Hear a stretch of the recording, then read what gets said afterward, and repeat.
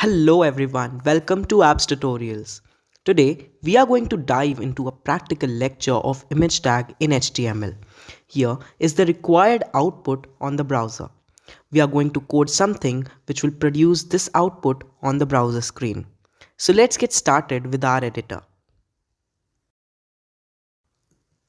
Here is a pre-written code for demonstrating each of the image tag in the HTML.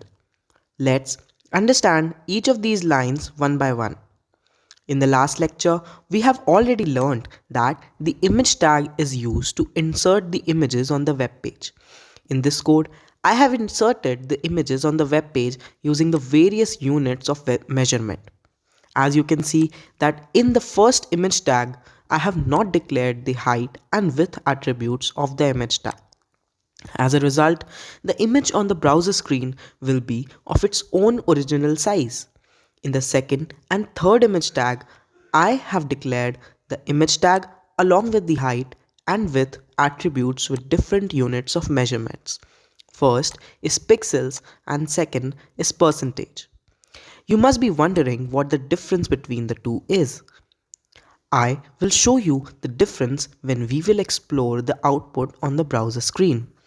In the image tag, I have used the src tag to declare the source of the image and alt tag to declare the alternative text for those images. The source of the image must be present between the double quotes. It's turn to close the body and HTML tags and see the output. Here we go. Let's save the file and refresh the browser screen.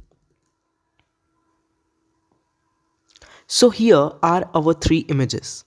As you can see that the first image has a default size, while the second and third image have the size declared by us. So what is the difference between the second and third image? Let's see.